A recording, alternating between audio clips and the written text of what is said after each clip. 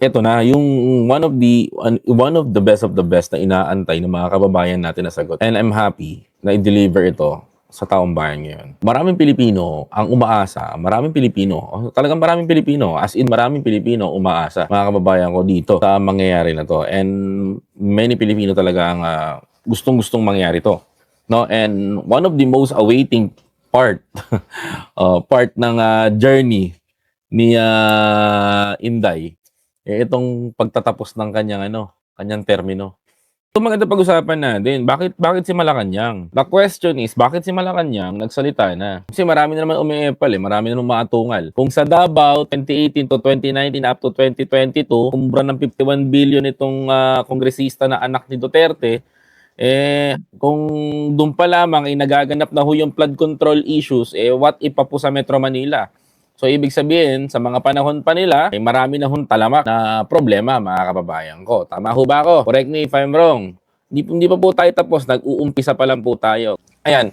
So, ganito, mga kapatid. So, pinanggigilan talaga ng mga, pag pinag-usapan na natin, pag nakita talaga ako ng mga Duterte supporter, to be honest, mga kababayan ko, magwawala na ho sa galit yung mga yan. Manggigigil na ho yung mga yan. Papipikon na ho yung mga yan ulit. Wala na namang katahimikan pag nakikita nila yung pagmumukha ko sa social media. Kung di nila ako ibabash, upakan nila ako ng upakan ngayon. Di ba? Ako, agree ako sa sinabi dito ni Yussi Claire. Wala akong doubt doon. Kasi nakita ko naman na totoo yung sasabihin niya dito. Di ba? Totoo yung andito na yung mga DDS. So, bago ko i-topic yung mali-maleta na gusto nyo i-topic ko mga DD sheets, pakinggan nyo muna to. Kasi ang sabi ho dito, mga kapatid, napapakita ko lang ho sa inyo para mas magkaalaman ho tayo, no? O yan na. O yan ho. Para makita nyo lang ho. Para wala ho tayong no? Para wala ho tayong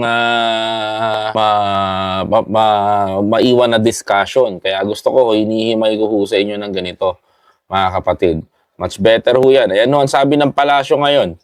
No?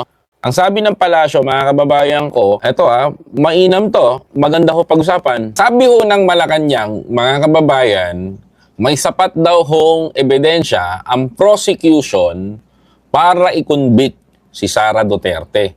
Ano nga ho ba ang masasabi ninyo? Ano nga ho ba ang opinyon ng taong bayan dito? Marahil napapaisip ho kayo kung ano nga ba, gaano kabigat yung accusation o yung mabigat na binitawan ni Yussi Claire Castro sa Malacanang press conference sa Palas.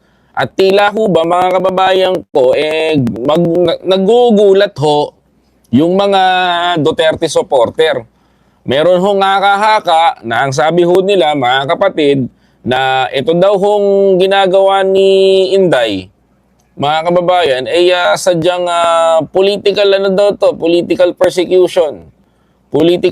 Pinupolitical lang daw si Inday kasi tatakbo daw po ng pagka-presidente sa 2028. Ito daw hong si Inday, mga kababayan ko, ay pinupolitika ng Marcos administration. Meron nung mga nagsasabing DDS, kagaya ho nung pinin ko sa chatbox, ang sabi ho dyan, mga kababayan ko, maliwanag kung sinabi niya na ito daw hong dapat daw hong pag-usapan yung mali-maleta at flood control issue, hindi daw ho yung mga issue ng impeachment. Pero magkagayon pa man, mga kababayan ko, one of the major problem is hindi naman ginanap yung impeachment para gibain si Sara. Mga kababayan ko, ginawa yung impeachment para, mga kababayan ko, makita ng taong bayan kung gaano nga ba kalala ang naging korupsyon sa bansa natin. So pag-usapan na natin to, mga kababayan ko. Dalawang topic tayo. Sabi ho dito, mga kapatid, ulitin ko, Malacanang prosecution. Malacanang prosecution, may sapat na ebidensya para i-convict si Sara Duterte, mga kababayan ko. Sagutin natin, mga kapatid. Ito ho yung nasa balita, mga kapatid.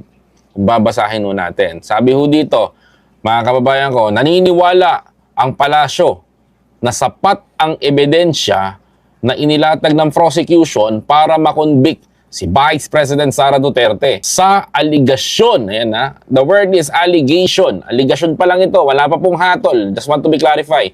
aligasyon na maling paggamit ng confidential fund, mga kababayan ko. Eto yan. Pag-usapan natin. Yung confidential fund, malawak ang damage. Correct. Exactly. Yung yan na nasa isip ninyo. Malawak ang damage nito. Simpleng-simple lang ang tinatanong sa Vice Presidente na pambato ng mga DDS na nagpapanik ngayon sa 2028. Simple lang naman eh. Alam nyo kung ano, mga kababayan ko? Simpleng-simple lang. Bakit hindi masagot ni Sara Duterte itong confidential fund issue? Samantalang kayang-kaya niyang sagutin ito. Kasi alam mo kung bakit malakas ang hamon, malakas ang paninindigan ng ating ng prosecution sapagkat nakakakita sila o merong substance, no, kung tawagin, substance o English natin para di maintindihan ng mga DDS, probable cause. Itong si Sara Duterte para makasuhan ng plunder cases o ma-impeach ito. Sapagkat kung titignan natin, ang pondo at pera ng taong bayan, magagamit mo in just one day ng 125 million in just one day. Kayang-kaya ubusin, mga kababayan ko. Di ba? Tapos yung mga pangalan, mga kapatid, saan kayo makakita? Kahit naman kung sino ho, mga kababayan ko, kung makakakita ho kayo, kung mababasa nyo ho, kahit naman ho ako, mapapaisip, mga kapatid. Mapapaisip ho ako sapagkat kung ito ho, itong mga pangalan ho na lumabas ngayon, mga kababayan ko, na nakatanggap ho, nakatanggap ho, ito directly, no? Ayan, no? Kung mapapansin nyo, mga nakatanggap ng confidential funds, ayon dito sa datos na nakuha natin sa GMA News, Antonio Agong, tumanggap ng 100,000 piso confidential fund. Si Timon Andrew Pusa. Ito ho, matindi ho ito. Mga kababayan ko, pati to si nakatanggap ho, mga kababayan ko. Ayan nakatanggap ho, mga kababayan ko ng 100,000. Pati ho si Don Piang. Don Piang. Tumanggap ng 250,000. Incentives or travel related to be confidential operation. Abay, matindi ho ito ha. Sabi ho dito. Ito si Antonio Pagong, nakatanggap po ng 100,000 piso for the information. Impormasyon lang, no? Impormasyon lang, nagtik-tik lang, ganun, no? Si Timon Andrew Pusa nakatanggap ng 100,000 in incentives or traveling relative and to the confidential operation, diba? Ganun din tong si Don Piang. Sabi ito naman isang pangalan is si May Panama. Yung mga apelido dito ako naloloko sa mga apelido maliwanag ayan si May Panama. Si May. Ulitin natin sorry, nabibaby talk ako Si May Pamana.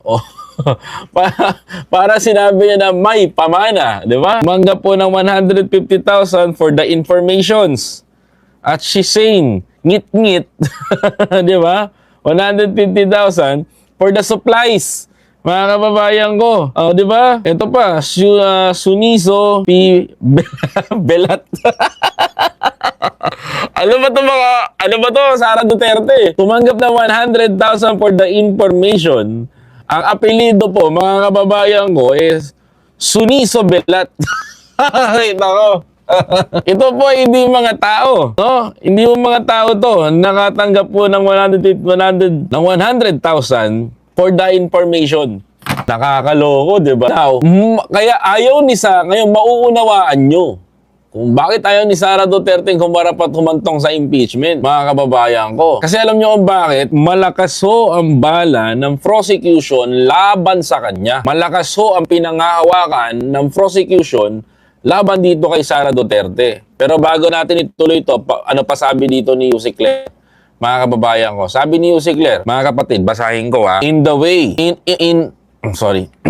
a way, yes, sagot ni Palace Press Officer Claire Castro nung tanungin kung sapat na ba ang ebidensya ng prosecution para sa conviction sa naturang aligasyon. Mga kababayan ko, aligasyon. Ayon kay Claire, mga kababayan ko, ayon kay Yusek Claire Castro, mga kapatid, ay klaro na lumitaw sa mga testimonya sa impeachment trial ang papel nila Duterte at Col Raymond Dante La Chica. Ayan nako. Sa pagkontrol ng confidential fund, mga kababayan ko, dagdag pa dito, mga kapatid, dagdag natin.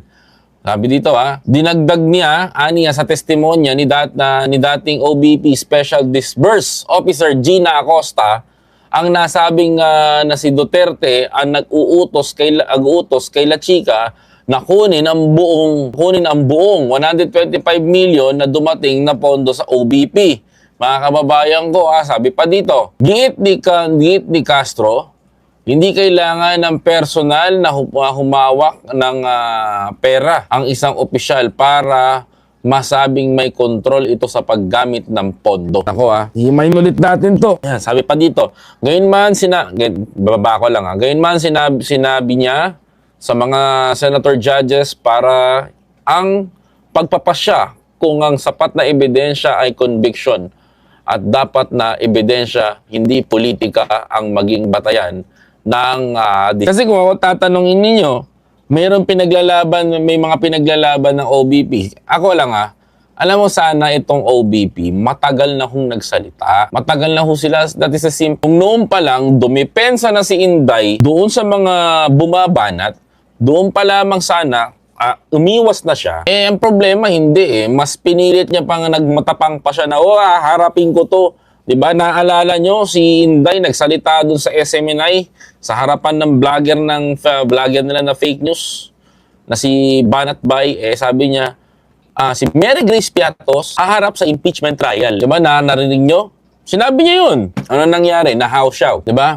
Ngayon, nung may bala ang prosecution, ayaw na humarap, diba? Ayaw na po humarap, mga kababayan ko. Kasi ayaw na ho nilang pag-usapan. Kaya yung punto ni Yussi Claire, na meron talagang tulog si Sara Duterte sa impeachment trial ngayon, talagang malaki ang tulog niya.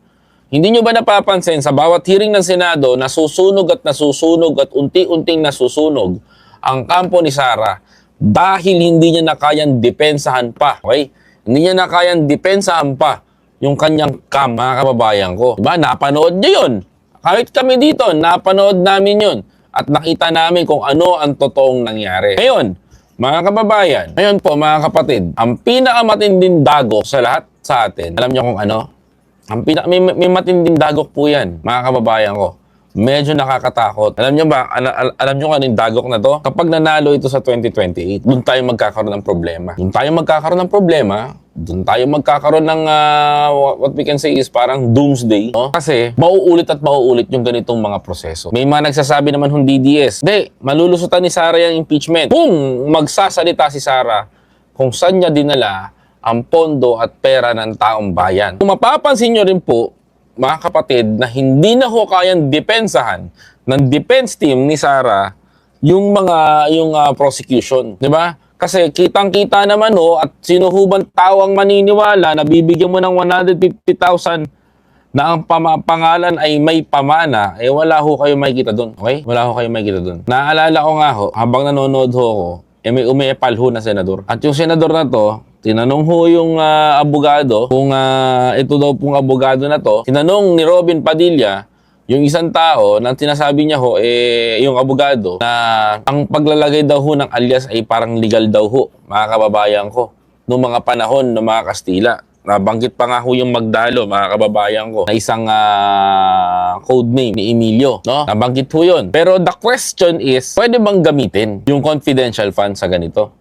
Number one, ang ginagamit ng confidential fund for spy. What we call this is, tawag nito, spy fund kung tawagin. Kung bumibili tayo ng informasyon, no? For safety purposes. Ngayon, tama ba na gamitin ni Sara Duterte yung confidential fund niya sa pagbili ng supply? Tama ba? Para ho sa akin, maliho malihong gamitin ni Sara Duterte pambili ng supplies. Kasi ako, maniniwala ho ako dito for the information. Pero yung travel, incentive travel, doon ako magkakaroon ng preno. Bakit? Biyahin ko, ba't masyado ka naman pumipreno pagdating doon? Siyempre, titingin ka muna. Naghihirap na nga bansa natin, bayad tayo ng bayad ng buwis. Anong nangyayari? Nanakaw lang ninanakaw. Common sense, mga kapatid. Lagyan mo ng common sense. Ang akin, hindi ka pwedeng gumamit ng confidential fund. Hindi ka pwedeng gumamit ng confidential fund kung hindi mo to gagamitin. So, may insurgency. So, yung pagbili ng supplies pa lang dito, mga kapatid, hindi na po insurgency to. Hindi na po ito trabaho ng mga taong nasa ahensya ng gobyerno. Maliwanag lang sa akin na si Sara Duterte, nung nilabas po sa OBP itong budget na to, ay gumawa lang ho ng mga pangalan para makubran nila yung milyong-milyong piso na iniiwan mga kababayan ko ng gobyerno. Tama? O yung milyong-milyong piso mga kababayan ko ninanakaw nila sa gobyerno. Eh, sino kaya na nahihirapan? Tayo ba? Siyempre tayo yung consumer eh. Tayo yung nawalan. Hindi naman kasi sila. Diba? Ngayon, sabi naman ng mga DDS, basahin ko to. Biyahe ni Koy, dapat pag-usapan natin. Pag-usapan natin yung tungkol sa mga, tungkol daw po mga kababayan ko, dito sa mga maleta at korupsyon, wag daw pagtuunan ng pansin yung impeachment trial. Alam mo yung ginagawa ninyo sa mga DDS na ganyan, bago ka magtapos that is delaying tactics. Dinedelay ninyo yung mga usapin, dinedelay nyo, tinatanim sa utak ng tao na hindi yan dapat ang nauna. Subalit mga kababayan ko, saan nga ba tayo nag-umpisa? At saan nga ba tayo nag-umpisa tong problema na to? Mga kababayan ko. Kasi noon pa pala, may ganito na mga kababayan. At ngayon lang pumutok sa administrasyon ni Pangulong Bongbong Marcos kung saan sinabihan niya lahat ng mga abusado sa pera sa gobyerno ay mahiya naman kayo. Yes, talagang nakukuha natin. Kaya common mga kababayan ko, yung sinasabi nila. Agree ako kay Jose Cler Castro, hindi ko pagkakailayon. Naniniwala ako sa kanya. Malakas talaga ang prosecution. Kasi isipin nyo mga kababayan ko, sinagot ko na mga DDS para mas maliwanagan kayo. Kasi ako, klarong-klaro sa akin yung ginawa ng mga Duterte supporter dito. Kasi kung iisipin mo, kung i-imaginein mo, kung pagmamasdan mo siya, mga kababayan, malawak po ang ebidensya na makukuha ho ng prosecution laban dito kay Sara Duterte. Ngayon, inaantay ko na lang kung paano niya haharapin ito. Yun ang example nun. So ngayon, mga kapatid, kung ang Malacanang ba ay mali, para ho sa akin sila ay tama. Kung sa iba, mali ho ang palasyo sa pagsasalita, para ho sa akin ay tama, mga kababayan ko. Wala akong doubt doon sa sinabi ko, pero sa akin, totoo lang yun, mga kapatid. Di ba? Lahat ng mga naghahanap ngayon naghahanap ngayon ng mga gusto nyo pang makulong, ayusin nyo muna yung hanay ninyo. Yung mga sumisigaw ng bangag kay Presidente Marcos, ayusin nyo muna yung hanay ninyo. Yung mga tao na ayaw kay Presidente dahil ayaw nilang makasama ito, ayaw nilang maging Pangulo ito, mahiya naman kayo. Di ba? Yan ay binoto ng 32 million o 30 o 31 million Pilipino na bumoto kay Presidente para maging pakulong lahat ng mga salot sa lipunan, mabuhay si Apo BBM. Naku, yan ang maganda rin dyan. Pakulong talaga.